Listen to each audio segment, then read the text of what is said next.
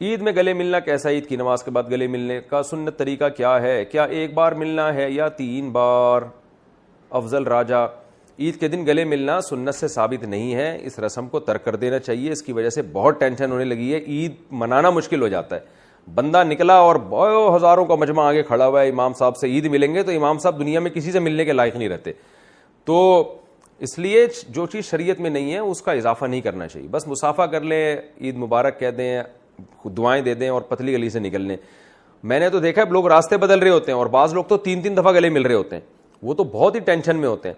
اب آپ گلی میں جا رہے ہو، آگے سے 10 آدمی آ رہے ہیں، او بھائی آدمی کہتے ہیں ہر ایک سے 3 دفعہ ملو، تو 10 کو 3 سے ضرب دیں 30 دفعہ، تو 30 دفعہ جب آپ اس سے گلے ملے، پھر آگے 5 آدمی آ رہے ہیں تو 5 یا 15 وہ ہو گئے، پھر تو تھوڑے یعنی ایک اتنی ٹینشن ہوتی ہے، آدمی کہتا ہے یار میں اگر گلا گھر میں رکھ کے آتا یا اس کی عید ملنے کے لیے کوئی الگ سے گلا بنوا لیتا تو زیادہ اچھا ہوتا۔ تو جو شریعت میں نہیں ہے وہ نہ کریں، اپنے اوپر خامخواہ کی پابندیاں نہ لگوائیں۔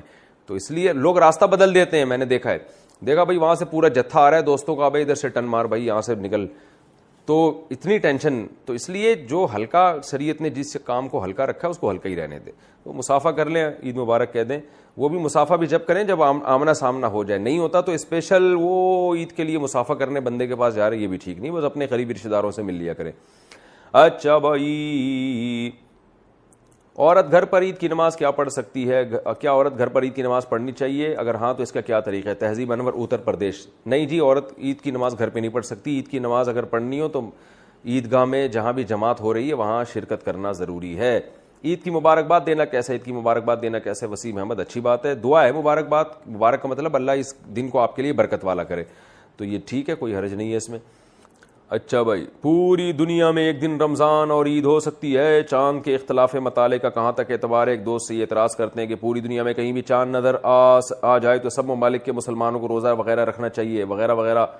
محمد فہد نواز ڈیرہ اسماعیل خان سے، وہ جب رکھنا چاہیے جب پوری دنیا میں ایک خلافت ہو اور وہ خلیفہ نے کہیں سے بھی گواہی لے کے پوری دنیا پہ نافذ کر دی، تو پھر ہے کہ پھر پوری دنیا میں ایک ٹائم پہ رمضان شروع ہو۔ حکومت دوسرے حکم کے فیصلے کی شرعاً پابند نہیں ہے انتظامی چیزوں میں، تو اس میں پھر وہ فیصلہ کر سکتی ہے کہ بھئی ہم اپنی کمیٹی کو ترجیح دیں گے، یہاں کے نظام کو ترجیح دیں گے۔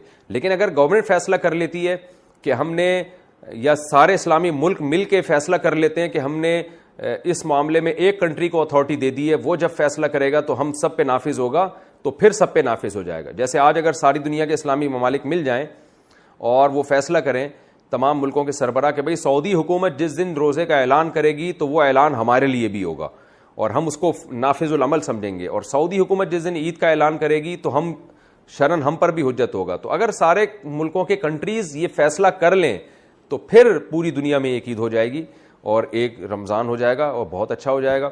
لیکن جب تک گورنمنٹ یہ فیصلہ نہیں کرتی تو اپنے طور پر کسی کے لیے یہ شرعاً جائز نہیں ہے کہ وہ اپنے کنٹری میں 1.5 اینٹ کی الگ مسجد بنائے اور وہ کہے کہ نہیں جی میں کسی اور کنٹری کے حساب سے چلوں گا یا کسی اور ملک کی گواہی کے حساب سے چلوں گا، یہ شرعاً جائز نہیں ہے۔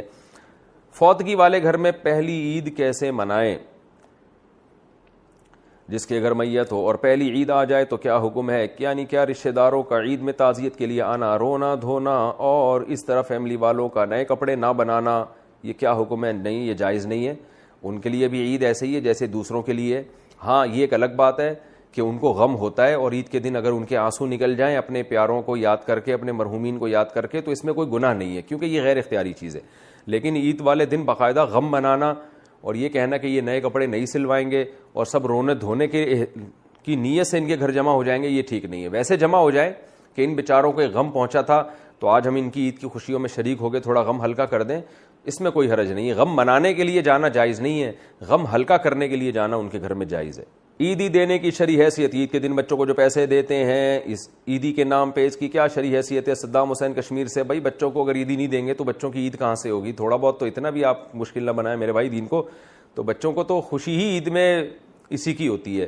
ہاں اس کو بہت زیادہ اتنی بھاری بھاری رقمیں اب لوگوں نے باندھ لی ہیں جس پہ بندے کو ٹینشن شروع ہو جاتی ہے کہ یار میرے پاس اتنے پیسے ہیں نہیں اور بچے سارا میری جائیدادیں پی جائیں گے عیدی میں، تو ہلکا رکھنا چاہیے۔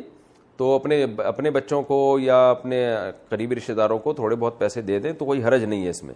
لیکن وہی بات ہے کہ انسان پہ اس کی طاقت سے زیادہ گنجائش سے زیادہ بوجھ ڈالنا یہ بہرحال حرام ہے. اگر کہیں اتنا زیادہ یہ رسم جڑ پکڑ گئی ہے کہ آپ کی بوجھ بننے لگی ہے تو پھر اس کو ختم کر دینا چاہیے.